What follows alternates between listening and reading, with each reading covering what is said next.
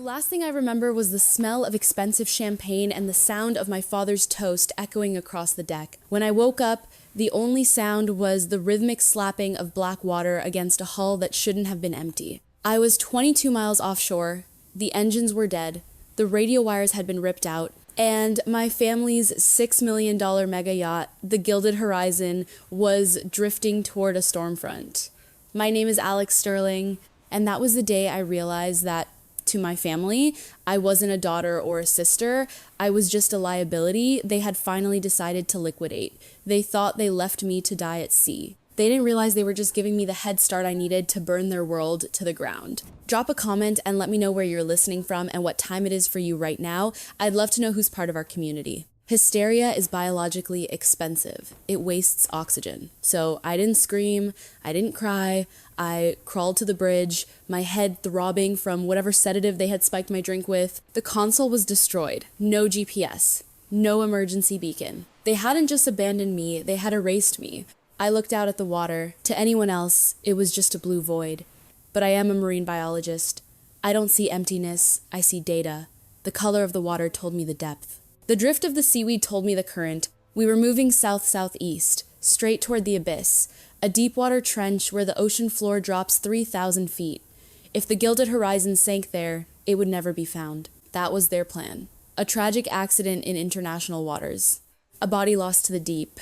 A $60 million problem solved. But they made one mistake. They thought I was just the boring, bookish daughter who spent her weekends in a lab.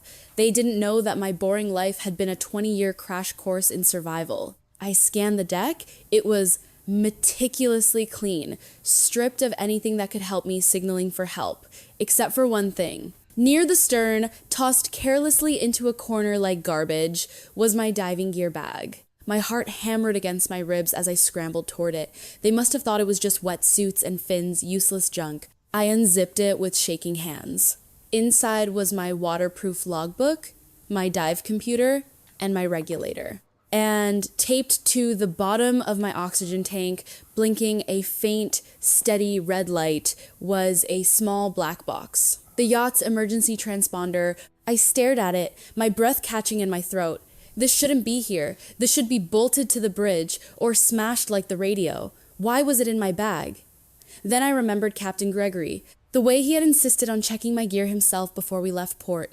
The way he had squeezed my shoulder, his eyes filled with a sadness I hadn't understood at the time. Keep your gear close, Miss Alex. You never know when the tide turns. He knew. He knew what they were planning. He couldn't stop them. My father didn't tolerate dissent, but he had left me a lifeline, a crumb, and they had killed him for it. I knew it as surely as I knew the tides. Captain Gregory was dead, another loose end tied up by Richard Sterling. I sat back on the teak deck, the transponder heavy in my hand. For a moment, the weight of it all threatened to crush me. The betrayal, the cruelty, the realization that my father, the man whose approval I had spent my entire life chasing, had decided I was worth more dead than alive. For years, I had been the fixer. When Olivia got a DUI, I handled the lawyers. When my father needed a scientific perspective to greenwash his company's pollution reports, I wrote the briefs. I'd spent my life making myself useful, believing that if I was indispensable enough, they would finally love me. But sitting there, drifting toward oblivion, I realized the truth. My usefulness hadn't bought me love. It had just bought me time. I was never a daughter to them. I was a servant, a janitor for their messes, and now that I had become an obstacle to their greed, they had simply discarded me. I stood up, the transponder gripped tight in my hand. The wind whipped my hair across my face, stinging my eyes. I wasn't going to fix this for them. I wasn't going to disappear quietly into the abyss. I was going to survive, not to earn their love, but to ensure their destruction. I clipped the transponder to my belt. I checked the pressure in my tank. The reef was 5 miles west. It was a suicide swim, but I wasn't the fixer anymore. I was the shark. I made it to shore 6 hours later, dragged onto a fishing trawler by a crew who thought they had saved a drowning tourist. I told them I fell off a party boat. I gave them the cash I had waterproofed in my dry bag to keep them quiet. By the time I walked into a cheap motel room on the outskirts of the port, I was shivering, exhausted, and alive. I locked the door. I didn't turn on the TV. I didn't check the news. I sat on the edge of the bed and let my mind travel back 48 hours to the moment my father signed my death warrant. It was Tuesday evening. Richard Sterling had called me into his study. The room smelled of leather and aged scotch, the scent of power. He was sitting behind his massive mahogany desk, looking every inch, the benevolent patriarch. "Alex," he said, smiling, that rare, warm smile he reserved for shareholders. "Sit down. We need to talk about your birthday." I sat. I was turning 26 in 3 days. That was the day my grandmother's trust fund, $60 million, would legally become mine.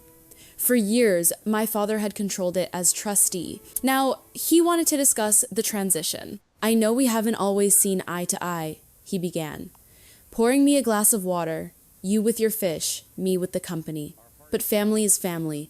I want us to celebrate. A trip on the horizon. Just us. Olivia and Tyler are coming too." I hesitated. My father never did anything without a motive. But then he looked at me, his eyes softening. "Please, Alex, I'm proud of you. Let me show you." I wanted to believe him. God, I wanted to believe him. That was the trap. The hope that maybe, finally, I was enough. But while he was playing the loving father, I had been doing something else. I had been doing the math. 2 weeks earlier, while organizing some old files for the company because I was the only one who bothered with the details, I had found a discrepancy, a massive one. $60 million had been moved out of the company accounts into shell corporations in the Caymans. It was embezzlement on a colossal scale. I dug deeper. The company was bleeding. The new drug they were about to launch, Cardio Revive, was the only thing keeping the stock price afloat. But the clinical trial data looked perfect. Too perfect. I confronted him about the money that night in the study. Not the drug, just the money. I thought I was helping. I thought I was saving the company. "Dad," I said, sliding a folder across the desk, "someone is stealing from us." I found the transfers. He didn't look surprised. He didn't look angry. He looked disappointed. Not in the thief, but in me. "You always were too smart for your own good, Alexandra," he sighed. "You see numbers, but you don't see the big picture. That money isn't stolen. It's leverage." He stood up and walked to the window. "The audit is next week. If that money isn't back in the accounts by Friday, the IPO collapses. We lose everything. The house, the boats, the legacy." He turned to me, his face devoid of emotion. "I need your trust fund, Alex, just for a few days, to cover the gap." "No," I said. It was the first time I had ever said no to him. That money was Grandma's. You can't just use it to cover up a crime. He assessed me for a long moment. It wasn't hatred in his eyes. It was calculation. He was weighing my value as a daughter against my value as a liability. "You're right," he said softly. "I can't." He smiled then, a sad, resigned smile. "Let's not fight. Let's go on the trip. We'll figure it out on the water." I believed him. I thought he had accepted my refusal. I didn't know that in that moment, he had simply recalculated the ledger. I wasn't his daughter anymore. I was a $60 million obstacle, and in Richard Sterling's world, obstacles are removed. I lay back on the motel bed, staring at the water-stained ceiling. He hadn't killed me because he hated me. He killed me because it was the only way to balance the book. I couldn't stay in the motel. I knew Richard had men security consultants who specialized in finding people who didn't want to be found. I needed to move. I needed to disappear. I used the fishing boat captain's burner phone to check the news. My stomach churned as the headlines loaded. Tragedy at Sia pharmaceutical heiress feared dead after mental health episode. They weren't even waiting for a body. They were already spinning the story.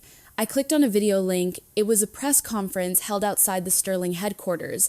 My father stood at the podium, looking grave and dignified in a dark suit. Olivia was beside him, dabbing her eyes with a handkerchief. "We are devastated," Richard said, his voice thick with practiced grief. "Alexandra has struggled with profound mental health challenges for years. We tried to get her help. We hoped this trip would be a time of healing, but the demons were too strong." I watched, frozen.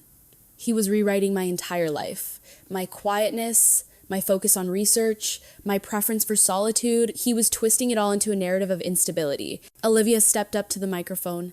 "My sister was brilliant," she sobbed. "But she was fragile. We just want her to be at peace. I scrolled down to the comments. So sad.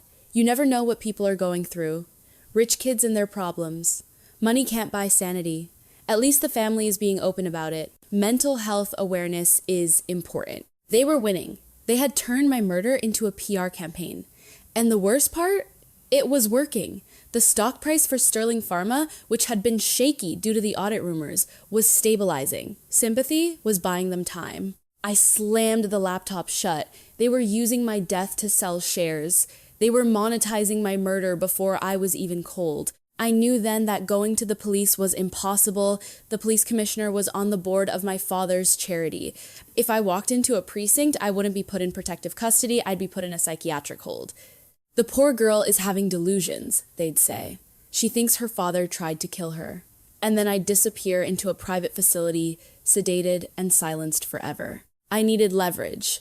I needed something stronger than my word against theirs. I looked at the black box transponder sitting on the cheap motel desk. It was encrypted. Military-grade encryption standard for high-end maritime security. But I wasn't just a biologist. You don't spend years analyzing complex oceanic datasets without learning how to crack a code or two. I needed a lab. Not a biology lab, but a data lab. I needed processing power. I packed my meager belongings. I stole a hoodie from the motel laundry room to cover my face. I caught a bus heading north, away from the coast, towards the university town where I had done my undergrad. I still had friends there. Or rather, colleagues. People who cared more about data than gossip. As the bus rumbled down the highway, I checked the news one last time. A new article had popped up. Sterling Pharma IPO launch gala to proceed as planned. It's what Alexandra would have wanted, says CEO. The gala was in 3 days. Friday night, the exact deadline for the audit. They were going to announce the IPO, secure the investor capital, and use it to plug the hole in the account. Once that money was in, the evidence of embezzlement would be washed away. They would be safe, they would be billionaires, and I would be a tragic footnote in their success story. I leaned my head against the cold window. 3 days. I had 3 days to decrypt the black box, find the evidence, and crash the party. They said I was fragile. They said I was broken. I stared at my reflection in the dark glass. My eyes were hard, cold, and clear. I wasn't broken. I was focused. I accessed the university lab at 3 a.m. using a key card I had kept from my fellowship days. The hum of the server cooling fans was the only welcome I received. It was a familiar sound, the sound of logic and order. I sat at my old terminal, the blue light of the monitors washing over my face, and plugged the black box into the primary drive. The encryption was sophisticated, a rotating alphanumeric key designed to keep maritime insurance adjusters out, but Richard Sterling had forgotten who he was dealing with. He thought I spent my days looking at pretty fish. He didn't know I spent my nights building predictive models for oceanic currents using military-grade cryptography. I didn't need to break the door down, I just needed to pick the lock. It took 4 hours. When the progress bar hit 100%, a file directory popped up. Location logs, engine diagnostics, and audio recordings from the bridge. I put my headphones on. I didn't tremble. I was a scientist reviewing data. The first file was timestamped 2 hours before I woke up on the ocean. I heard the heavy thud of a body hitting the floor. Then, my father's voice, calm and annoyed. Clean that up. We can't have blood on the teak when the Coast Guard boards. That was Captain Gregory. They hadn't just killed him, they had treated him like a spilled drink. I clicked the next file. It was Tyler, my fiancé. The man who had held my hand during my grandmother's funeral. The man I thought was my partner. Are you sure the dosage is right? Tyler asked. His voice wasn't fearful. It was calculating. She's got a high tolerance. I don't want her waking up while we're launching the tender. It's enough to knock out a horse, Olivia's voice chimed in. She sounded bored. Just pour it. I want to get back before the gala prep starts. My dress fitting is at 9. I paused the recording. I stared at the waveform on the screen. That was the value of my life to them. Less than a dress fitting. Less than a schedule conflict. I played the final clip. It was just Richard, speaking to someone on a satellite phone after they had abandoned the yacht. It's done, he said. The girl is gone. The trust fund reverts to me at midnight. No, don't worry about her intellect. She was smart with books, but she was stupid with people. She trusted us. That was her fatal flaw. She was a waste of a good education. I took off the headphones. The silence in the lab was heavy, pressing against my eardrums. A waste. That's what he thought. I didn't weep for the father I had lost. I didn't mourn the sister or the lover. They were dead to me the moment they stepped off that boat. Now they were just targets. I began to compile the portfolio. I didn't just save the audio, I synchronized it with the GPS data, proving exactly where we were when the crimes occurred. I cross-referenced the timestamps with the company's financial transfers I had downloaded earlier. I built a timeline that was bulletproof. I wasn't scrubbing a hull anymore. I was scrubbing the data, stripping away the noise, until only the cold, hard facts remained. I organized the files not for a judge, but for an audience. I prepared a presentation, graphs, audio clips, financial records.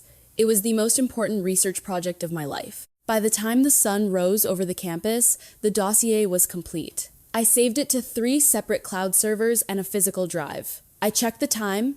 The IPO gala was tonight. Richard wanted to tell a story about his tragic daughter to sell his stock. I was going to help him tell it, but I was going to make sure he got the ending he deserved. I was almost ready to close the file when a subfolder caught my eye. It was labeled simply Trial Data Phase 3. This wasn't part of the embezzlement scheme. This was company product data. I opened it, expecting to find the usual glossy charts about Cardio Revive, the miracle heart drug that was supposed to launch Sterling Pharma into the Fortune 500. Instead, I found a graveyard. The raw clinical trial data was a mess of red flags. Adverse events were spiking in the 3rd month of usage. Liver toxicity, kidney failure, cardiac arrest. In the cleaned reports presented to the FDA, these incidents were categorized as unrelated underlying conditions. But looking at the raw patient logs, the pattern was undeniable. The drug was toxic. I cross-referenced the dates. The anomalies started appearing 6 months ago. That was when the massive cash transfers began. My breath hitched. Richard hadn't stolen the $60 million to buy a new yacht or cover bad investment. He had used it to pay off the doctors. I found the wire transfers. Consulting fees paid to the primary investigators at the trial sites. Hundreds of thousands of dollars wired the day after a patient died. He was buying their silence. He was scrubbing the death toll from the records so the IPO would go through. I stared at the screen, my blood turning to ice. This wasn't just financial fraud. This wasn't just attempted murder of his daughter. This was mass homicide on an industrial scale. If Cardio Revive hit the market next week, thousands of people, grandmothers, fathers, teachers would die. And Richard knew. He knew, and he didn't care. To him, the lawsuits 5 years down the line were just a cost of doing business. The realization hit me with the force of a physical blow. I wasn't just fighting for my inheritance anymore. I wasn't just fighting for justice for Captain Gregory. I was the only thing standing between the public and a poison pill wrapped in a glossy marketing campaign. The stakes had shifted. It wasn't about me, it was about them, the patients, the families who would trust the Sterling name. I felt a cold calm settle over me. The fear was gone, the hesitation was gone, there was only the mission. I forwarded the raw data files to a contact I knew from my environmental work, an investigative journalist named Sarah who had exposed the chemical dumping scandal last year. "Sarah," I typed, "I have the story of the decade. But you have to wait for my signal. Tonight at 8 p.m., watch the Sterling Gala livestream." She replied instantly, "I'm listening." I closed the laptop. I had the evidence. I had the distribution channel. Now, I just needed to make an entrance. I looked down at my clothes, the stolen hoodie, the jeans I had worn on the boat. They wouldn't do. I needed armor. I went to a high-end boutique near the university. I used the emergency credit card Richard thought was at the bottom of the ocean. I didn't buy a dress. I bought a white suit, sharp, clinical, the color of a lab coat, the color of mourning in some cultures, the color of purification in others. The girl reflected in the shop window wasn't the boring, quiet Alex anymore. She was a weapon. It was time to go home. The Sterling headquarters ballroom was a cathedral of glass and ego. Hundreds of investors, doctors, and media personalities mingled under chandeliers that cost more than my entire education. On stage, a massive screen displayed a montage of my childhood photos, soft lighting, sad music. Richard was monetizing my memory in real time. I walked past the security checkpoint. They didn't stop me. I wasn't on the guest list, but I was wearing a suit that screamed authority, and I walked with the confidence of someone who owned the building, which, legally, I soon would. I entered the ballroom just as Richard took the microphone. The room hushed. He looked frail. The grieving father act perfected to a science. "My daughter Alexandra was the heart of this family," he began. his voice trembling. She believed in healing. That is why tonight, in her honor, we are launching Cardio Revive, a drug that will save millions. I felt a surge of nausea, but I pushed it down. I walked to the tech booth at the back of the room. The AV technician, a young guy in a headset, looked up, startled. "I have a last-minute tribute video from the family," I said, flashing a smile that didn't reach my eyes. "Richard wants it played now. It's a surprise." He hesitated. "I don't have that on the run sheet." "Do you really want to be the one who tells Richard Sterling his daughter's tribute didn't play?" He paled and plugged my phone into the console. "You're live in 3, 2... On stage, Richard was wiping a fake tear. She would have wanted us to move forward. Suddenly, the screens went black. The sad piano music cut out. A harsh static filled the room. Then, a voice boomed over the speakers. "The fish will appreciate her brain more than we did. She was a waste of a good education." The silence in the ballroom was absolute. Richard froze, his hand halfway to his face. The crowd gasped. Then, the screen lit up again. But it wasn't childhood photos. It was a spreadsheet. Phase 3 mortality rates. A red line spiked upward. Liver failure, cardiac arrest, death. I walked down the center aisle. The white suit glowed under the stage lights. The crowd parted like the Red Sea. Olivia saw me first. She dropped her champagne flute, the glass shattering on the marble floor. "You're dead," she whispered, her face draining of color. "I'm disappointed, Liv," I said, my voice projecting clearly without a microphone. "You couldn't even wait until the body was found to start spending the inheritance?" I stepped onto the stage. Richard backed away, stumbling against the podium. He looked at me like I was a ghost. "Ladies and gentlemen," I said, turning to the stunned audience, "my father is right. I did believe in healing. That's why I'm shutting this company down." I pointed to the screen where the death tolls were now scrolling. Richard Sterling didn't build a miracle drug. He built a poison. And he tried to kill me because I was the only one who could stop him. "Security!" Richard screamed, finding his voice. "Get her out of here! She's mentally unstable!" "Actually, Dad," I said, pulling the microphone from the stand, "I'm the most stable person in the room because I'm the only one who knows that the FBI is currently raiding your office." As if on cue, the double doors at the back of the room burst open. Federal agents and windbreakers swarmed the hall.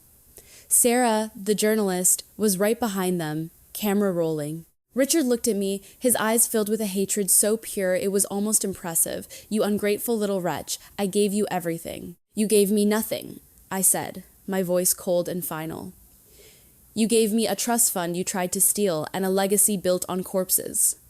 But here's the thing about narcissists, Richard. You spend so much time looking in the mirror, you forget that the mirror reflects everything. Even the monster. The agents reached the stage. As they handcuffed him, I leaned in close. "The audit is done, Dad, and you're overdrawn." The arrest was chaotic. Flashbulbs popping, agents shouting orders, investors scrambling for the exits.